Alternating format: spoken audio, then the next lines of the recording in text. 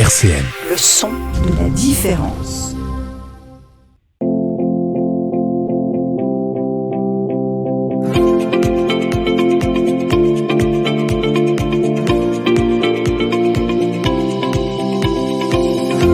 Les masques tombent sur RCN, Sarah Leroy. Chers auditeurs et chères auditrices, bienvenue dans votre émission du 13h dans Les Masques tombent. Alors aujourd'hui, on parle d'un film et c'est sous le nom Absolutely Must Go et je suis ravie d'être aux côtés du réalisateur Jean-Noël Pierre et l'acteur de ce film aussi Louis-Olivier Boncoux. On va parler de la construction de ce film alors pendant 30 minutes.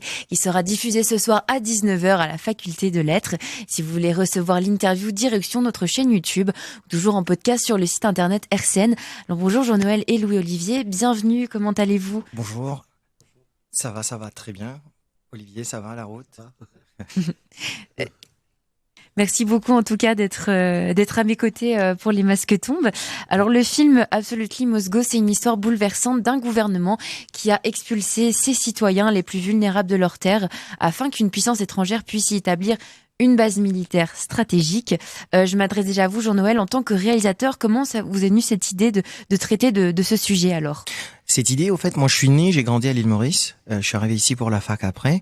Et mon papa, qui est décédé maintenant, m'en avait parlé quand j'avais 10 ans. Un jour, il avait l'habitude de lire son journal tous les matins. C'était l'Express, c'est le journal matinal chez nous.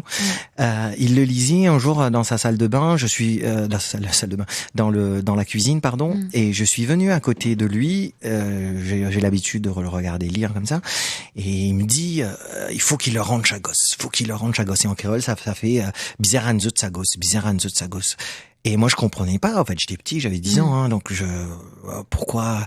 Et là, il me dit, il m'explique vite fait. Je comprends à moitié. Bien après, j'ai voulu comprendre en grandissant un petit peu. Et à son décès en 2014, j'ai voulu vraiment aller au bout de la chose. Et là, je suis revenu à Maurice.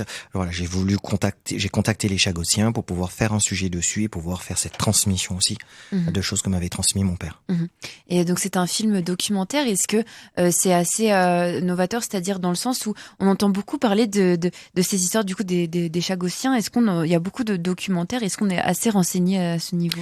Justement, je trouve que l'histoire est trop peu connue. Olivier parlera beaucoup plus de la lutte que moi et mieux que moi, mais je trouve que l'histoire n'est pas assez connue au monde par rapport à cette situation, puisqu'on se retrouve dans un cas où le colonialisme du XXe siècle est encore présent en 2022. Et c'est l'un des rares cas, sinon le seul. Et c'est une affaire vraiment du coup qui est fermé, vraiment bloqué derrière par les grandes puissances entre guillemets, et qui du coup très peu de choses au niveau de la presse, etc. Maintenant les dossiers commencent à sortir et grâce au travail d'Olivier qui fait un super travail dessus, du coup on commence à en parler de plus en plus. Justement Olivier, vous êtes acteur dans le film documentaire.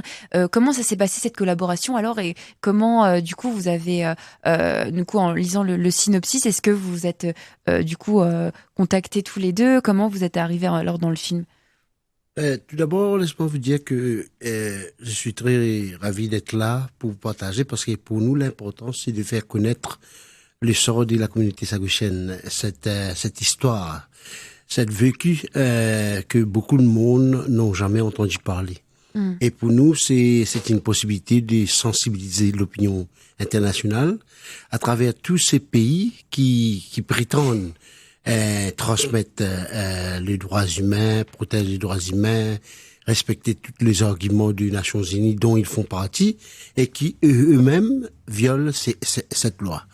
Et c'est pour cette raison, nous, comme je vous dis, moi-même je suis né à Perros-Banos et en 1964, j'ai dû quitter Perros-Banos pour aller à Maurice à cause de ma petite sœur qui a eu le pied fracturé. Et avec la famille, et en plus de ça, après 3 mois, ma sœur est morte à Maurice, le moment où mes parents décident de retourner, et c'est là qu'on a appris, c'est très difficile pour nous parce que il y a une base militaire américaine qui a été construite chez Diego Garcia. Et c'est là que tout le calvaire commence. pas seulement pour ma famille, mais pour le peuple sagouchien dans son ensemble. Quand on parle des Sagos, on parle des 65 îles, avec l'île principale Diego Garcia, dont seulement 2/3 qui est occupé de la base militaire. Mais ça n'a jamais empêché des gens de vivre, parce que moi-même je suis né chez Perros Banos. La distance de Perros Banos loin de Diego Garcia, c'est 140 000 distance. Et normalement, bon, comme prétexte, il dit que ils veulent la sécurité, ils veulent protéger de piraterie, ils veulent protéger des terroristes. Mais écoutez, nous sommes pas des terroristes, nous sommes des gens qui vivaient en paix et en harmonie. Et c'est ça notre revendication jusqu'à l'heure que moi, j'ai eu l'occasion de faire mes études secondaires, primaires, secondaires, et c'est au conseil de ma mère qui m'a conseillé de venir donner un petit coup de main. Et depuis, je me suis vraiment intégré, je me suis vraiment intéressé à prendre la barre de cette litre. Alors le film, du coup, Absolutely Must Go, c'est aussi pour révéler un peu au grand jour, c'est-à-dire que vous parliez, du coup, les Chagossiens, c'est vraiment quelque chose dont on n'entend pas parler, c'est vraiment une notion dont on n'entend pas parler. Du coup, c'est vraiment pour en apprendre plus sur les Chagossiens, alors? Oui, en apprendre plus et faire connaître cette histoire, faire comprendre la lutte que mène Olivier et le combat pour retrouver une dignité bafouée. C'est-à-dire que on a enlevé des gens de leur terre, c'est-à-dire par rapport aux résolutions de l'ONU, il y a le principe de souveraineté qui doit primer. Et là, on a bafoué complètement, et c'est ça qu'Olivier parlait à juste titre tout à l'heure, par des gens qui se disent, on ramène des choses pour qu'on respecte, pour qu'on puisse respecter la charte des Nations Unies, etc., etc. Mais derrière, Olivier, sa grand-mère, on en parle dans le film, sa grand-mère est née dans l'archipel de Chagos, son père, sa mère sont nés dans l'archipel de Chagos, toute la famille est chagossien. Et lui, Olivier est né à Perros Banos, donc dans l'archipel de Chagos, et à un moment donné, ce qui est important pour moi là-dedans, c'est par rapport deux grandes puissances, c'est-à-dire c'est ce que j'appellerais en anglais le power dynamics, c'est-à-dire que l'influence et la décision de deux grandes puissances sur tout un peuple. Derrière, qui était à l'époque illettré parce que les gens n'avaient pas d'éducation là-bas, et dans une île lointaine, on les a déplacés, déportés pour construire la plus grosse base américaine aux États-Unis. Et derrière, là-dedans, pour ramener les choses, on va faire la paix dans le monde. La paix dans le monde, mais les Chagossiens, qu'est-ce qu'ils deviennent dedans? Et pour moi, voilà, cette histoire-là, il faut qu'on aille au bout et qu'on puisse le raconter aujourd'hui, puisqu'encore le film, on y est allé jusqu'à la Cour internationale de justice, l'affaire, je vous raconte pas la fin. Mais on y est allé faire les choses, on est allé jusque là-bas. Et dans la lutte d'Olivier, ça, encore maintenant, c'est pas reconnu parce que voilà, les grandes puissances se sentent au-dessus de tout le reste. Et dans ce sens-là, je pense que c'est important d'en parler et de dire les choses. Je dis pas que c'est bien, c'est pas bien là-bas. Je dis pas que, mais je dis voilà. Par contre, on a enlevé un peuple de sa terre natale, la terre de ses ancêtres. Ce peuple, c'est important qu'il puisse retrouver sa dignité bafouée. Et d'où Olivier est vraiment le leader charismatique de ce combat. Et le suivre pendant cette période et ce qui se passe, pour moi, est très très important. Et ce qui est important aussi dans le court-métrage, c'est ce contexte historique, du coup, durant la guerre froide, c'est bien ça? Exactement. Oui, absolument, parce que nous, comme je vous dirais avant, nous étions des peuples qui vivaient dans la paix et l'harmonie, avec notre tradition, notre culture. Comme dirait la loi universelle des droits de l'homme, que nul ne peut vous empêcher de vivre chez votre terre. Et nous basons là-dessus. Et malgré pour nous, ça représente comme si c'est pas facile quand même, parce que si on le compare, nous, en tant qu'un petit peuple, en face des grandes puissances, comme si David vestit Goliath, mais on n'a jamais baissé les bras parce que nous croyons dans notre dignité humaine quand même, car en tant que peuple, on a le droit de vivre chez notre terre, parce que avec tout ce qui se passe avec la guerre, nous sommes fiers que on est arrivé jusqu'à là, malgré plusieurs actions judiciaires qu'on a pris. Et on a gagné, on a perdu, mais on n'a jamais baissé les bras, parce que nous considérons que ces gouvernements qui devraient donner des exemples au monde entier, ces gouvernements qui proposent prétexte comme champion des droits humains, et c'est eux-mêmes qui violent la loi. Et en plus de ça, il y a cette interdiction. Il y a la cohabitation à Diego Garcia, où il y a des gens, des étrangers qui peuvent vivre, des Philippines, des Singapouriens, des Sri Lankais, des Mauriciens, des Britanniques, des Américains qui peuvent vivre et n'ont pas le fusil sol. C'est ça qui est regrettable, qui est condamnable, qu'on ne peut pas accepter. S'il y a la cohabitation, il faut, normalement, la priorité doit être donnée aux gens qui sont nés de cette terre. Et c'est là qu'on ressent toute la magouille entre guillemets de la chose, c'est-à-dire que si le peuple chagossien revient sur sa terre souveraineté primée, il faut en sorte qu'il ne puisse pas rester, il ne puisse pas venir longtemps. Et pour répondre sur cette question par rapport à la guerre froide, oui, c'est le début de l'histoire de l'Occident par rapport à l'Est, du coup qui essaye d'asseoir son pouvoir dans ce coin de l'océan Indien, puisque c'est un coin stratégique entre l'Indonésie d'un côté, l'Afrique de l'autre et le Golfe Persique au-dessus. Et après derrière, la suite de l'histoire, vous le connaissez, la guerre du Golfe et toute la situation en Afghanistan, etc. Donc la base, elle est selon eux, et à juste titre éventuellement, à voir, le débat n'est pas là en tout cas, stratégique et importante, mais qu'est-ce qu'on fait de ce peuple ? Qu'est-ce qu'on fait de ce peuple ? Alors dans le synopsis aussi, ce qui était marqué, vous partez vraiment d'un cadre, c'est marqué d'un cadre de lieu qui est idyllique, heureux, apaisé, épanoui, vraiment à une descente aux enfers.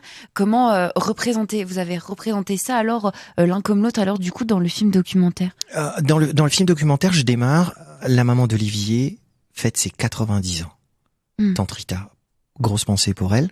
Tante Rita fête ses 90 ans. J'arrive, cette dame fête ses 90 ans. Son rêve, donc c'est la grosse fête, je rentre par une très grosse fête en fait. Donc c'est la liesse, ça chante, ça danse. Derrière les regards, on sent qu'il y a une tristesse latente, on sent qu'il y a quelque chose. Cette dame, son rêve, ça aurait été de fêter ses 90 ans là-bas, là où elle est née, où elle a grandi, et de pouvoir y finir ses jours. Va-t-elle y parvenir ? Et à partir de là, je monte le combat de la transmission, en tout cas la transmission de ce qu'elle a fait par rapport à ses enfants. Il y a les trois sont là aujourd'hui. Olivier pour le combat, Mimose, la sœur d'Olivier, pour tout ce qui est patrimoine immatériel, le passage par le chant et la danse, la transmission orale, et l'autre partie qui va être plus Ivo, qui n'a pas eu la chance de pouvoir être né à Chagos par rapport à tous ses frères et sœurs, qui est né à Maurice, et toute cette quête d'identité de ce jeune, de cet homme aujourd'hui, sans racines, sans savoir où il va, sans ancrage, vraiment sans ancrage. Et comment on construit sans ancrage, comment on construit sans base. Et en plus, il vit maintenant en Angleterre, et donc double déracinement, voire triple si on reprend l'esclavage dedans, et l'histoire par rapport à l'inconscient collectif. Donc voilà, il y a ce questionnement des trois, en tout cas moi chez moi, c'est ça qui m'a travaillé, et cette suite qu'Olivier prend, et le combat des femmes. Le combat des femmes, Olivier en parlera beaucoup mieux que moi, mais c'est un mot sur le combat des femmes, parce que sa maman est un exemple de combat de femmes, et les Chagossiens, c'est un combat, Olivier. Est-ce que tu peux nous en parler alors, Olivier, de ce combat de femmes? Oui, justement absolument. Après le déracinement, on a connu l'île Maurice et les Seychelles. La majorité des gens étaient expulsés vers l'île Maurice. Et là commence, comme je vous le dirais avant, toute une calvaire. Parce que, premièrement, pour intégrer dans la société mauricienne, c'est vraiment difficile. Et c'est là que les femmes sagotiennes commencent à revendiquer. Les revendications étaient que il était bien au Chagos et elles peuvent pas accepter que leurs enfants va au lit sans manger quelque chose, parce que au Chagos on était entouré de la mer, on consommait des produits, des légumes qu'on produit, et aussi des poissons frais on a l'habitude de manger, et comparé à ça, à l'île Maurice, c'est difficile. Et c'est pour cette raison, il a dit, bon, c'est préférable de nous donner une place aux prisons, et au lieu de laisser nos enfants mères de faim. Et c'est là leur revendication. Et moi, je suis très reconnaissant vis-à-vis de ces femmes qui ont le courage d'aller de l'avant. Et parmi, il y avait ma mère qui m'a toujours encouragé. Et là, ces femmes-là ont osé organiser des manifestations, des grèves de la faim, afin de revendiquer leurs droits, jusqu'à que le gouvernement accepte qu'une délégation aille discuter avec les autorités britanniques. C'est quelque chose qu'on ne peut pas oublier. Et moi, je vous dis, je suis quelqu'un qui a suivi tous ces débats. Après mes études secondaires, je me suis été aux batailles. Et à partir de là, ça fait 38 ans que je suis là, ensemble, premièrement, en tant que Sagochien né au Sagos, et en tant que responsable de ces gens, le porte-parole de ces gens qui veulent à tout prix revendiquer leur dignité humaine. C'est à partir de là que tout a commencé. Et on est allé même jusqu'à la Cour internationale.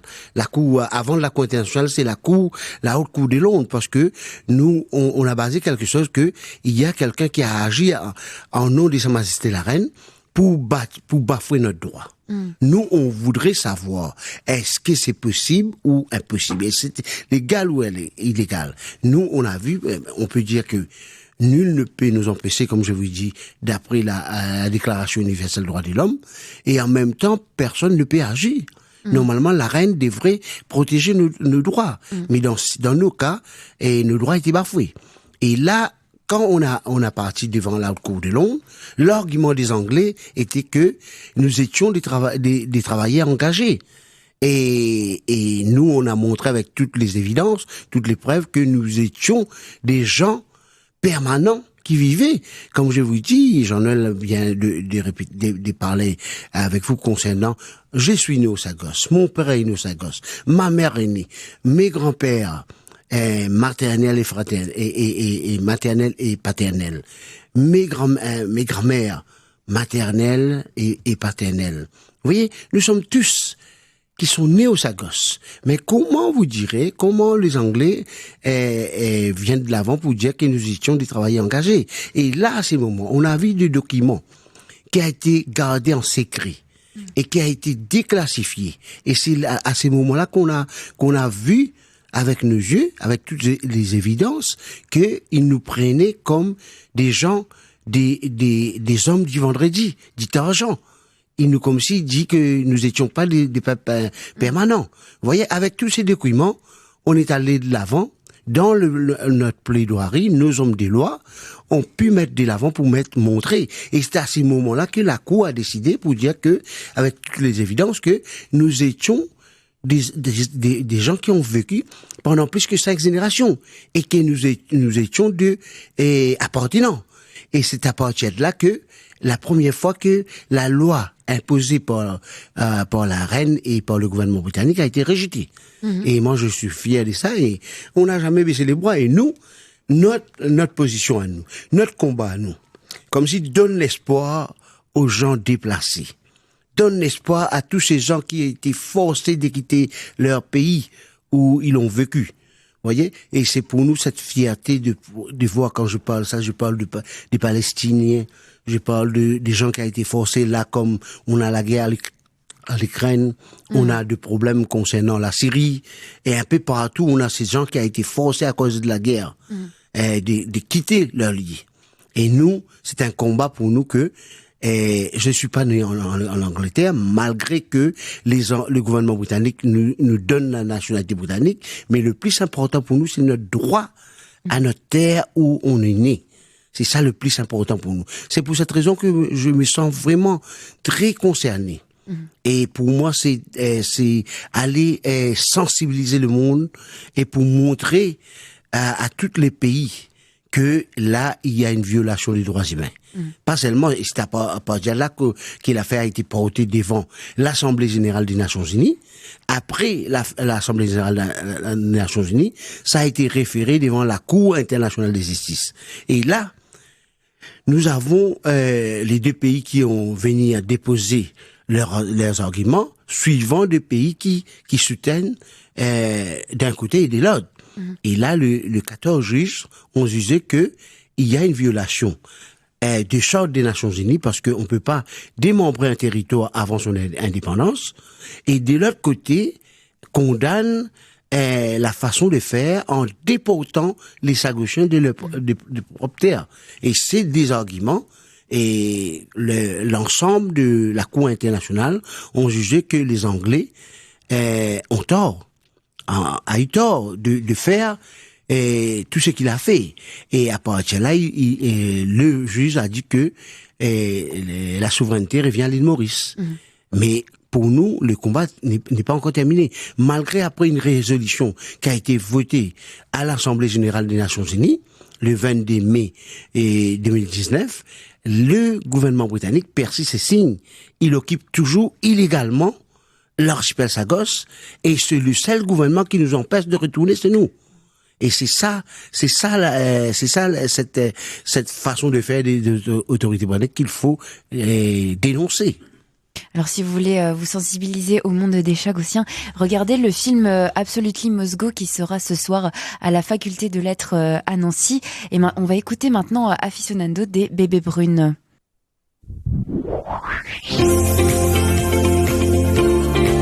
RCN, les masques tombent, Sarah Leroy.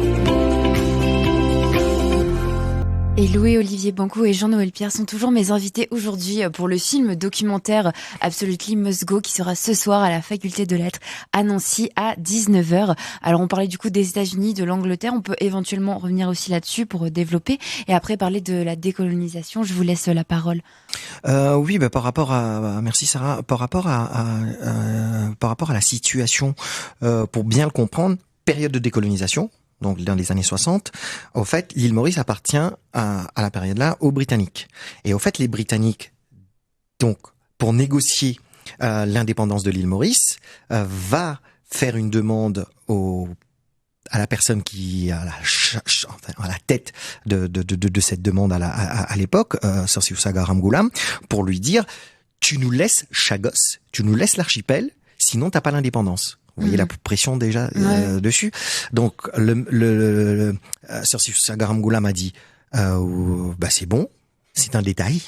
C'est vraiment dit comme ça, c'est un détail. Donc plop derrière il démembre, c'est ça qu'Olivier parlait tout à l'heure du démembrement. Donc il récupère Chagos. Et pourquoi ? Puisque ça avait été négocié en amont avec les Américains pour que les Américains puissent venir construire une base militaire là.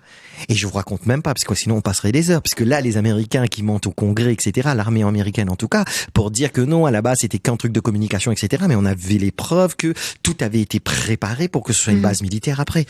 Donc, c'est pour ça que moi, j'ai démarré tout à l'heure par les Américains et qu'Olivier a repris derrière sur les Anglais et la situation. Et en fait, les Anglais sont les hommes de main des Américains et qui font que du coup, mais par contre, toutes les négociations des Chagossiens passent par les Anglais, au fait. Tout a commencé en fait avec les Anglais. Et continue avec les Anglais, mais au fait dirigé d'un main de fer par les Américains. Et ensuite, on peut parler aussi de la décolonisation. Alors, est-ce que vous voulez plus du coup parler de ça également ? Bien sûr, Olivier. Écoute, normalement, ce que nous voudrons, comme tout peuple, de pouvoir vivre chez notre terre. Et c'est pour cette raison que on a eu le soutien de l'Union africaine qui a soutenu l'île Maurice, parce que en basant sur toute cette loi, règlement des Nations Unies, il est clair et net que on peut pas démembrer un territoire avant son indépendance. Et ce qui a été fait, même envers les Saguchiens, c'est quelque chose qui n'a jamais été consulté. On n'a jamais été consulté. Ils ont pris des décisions chiées à la tête des gens sans même les informer. Et c'est pour cette raison que nous sommes concernés. Avec la participation d'un seul coup, comme Jean-Noël vous a dit, que il y a cette force d'Afrique. Tous les pays africains formant part de l'Union africaine ont soutenu l'île Maurice parce que c'est une demande, c'est une cause juste, c'est une demande qui a sa raison d'être. Parce que on peut pas laisser des grandes puissances qui continue à colonialiser des petits pays. Et c'est pour cette raison que nous, on a eu ça. On a eu cette droit, on a eu cette possibilité d'aller dévoiler, fait comme si, allons dire, un témoignage poignant d'une dame, Lisbeth Élysée, qui a témoigné la façon de vivre au Sagos comparée à celle qu'elle a eue à Maurice en déportant de sa terre natale. Et avec tous ces arguments, l'Afrique a fait bloc.